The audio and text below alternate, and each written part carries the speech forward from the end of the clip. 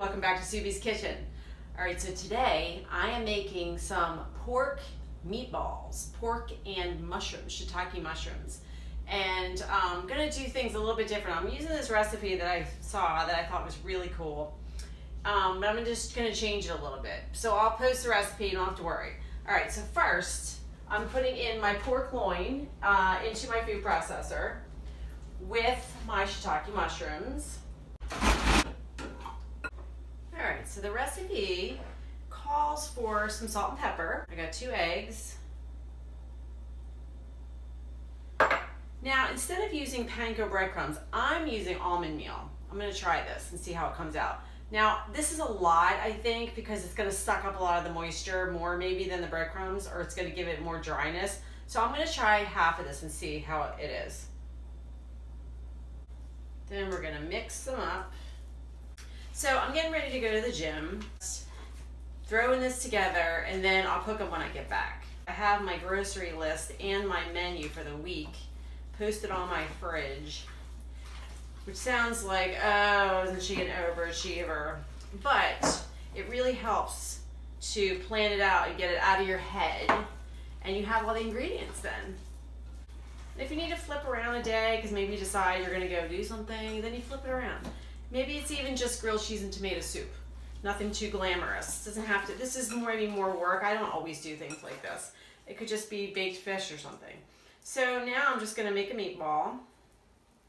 You can make it however big you want. As you may have noticed, the theme, I have some big mouths around here. They eat a lot. All right, so there's one. I'm gonna make it about, I guess that's probably about 1 ounce, maybe 1.5 ounces. I'm just gonna roll these up. All right, and we'll be back. All right, so we're off to the gym. Us two are going, she just came back. See you in a little bit. So I'm putting in my meatballs in this pan. I have a cast iron pan. I like the cast iron pan.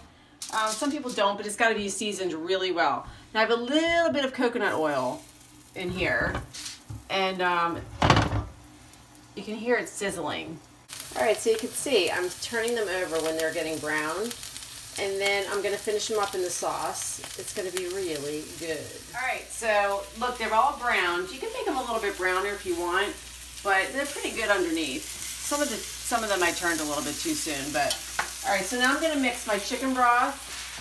I'm gonna put a little bit of sriracha in here because I like it. This is cornstarch. Putting a little bit of that because that's gonna help it get thick. They're actually suggesting to serve this with rice, but I'm not. So I'm actually making a little bit less sauce, but I'll put the recipe in as they state. This is raw apple cider vinegar.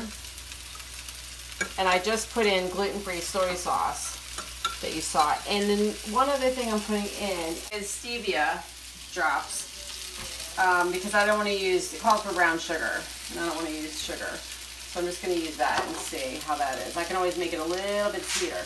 So I'm just stirring it up. The cornstarch will make it thick, but you got to make sure it's dispersed in there.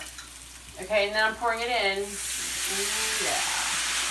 And that is going to finish cooking the meatballs. You see that they're a little bit raw. So I'm going to steam them now. I don't have a lid big enough to cover this pan, so that's why I'm putting foil on. And we'll be back. So here we have our meatballs. There's a little bit of sauce down here. Now this is actually cauliflower, and I have a little broccolini. So I'm going to just put mine right on top. I think I'm going to try the meatball by itself. It's a little hot. Wow. The mushrooms really stand out, the shiitake mushrooms. That's amazing. Next time on Subi's Kitchen.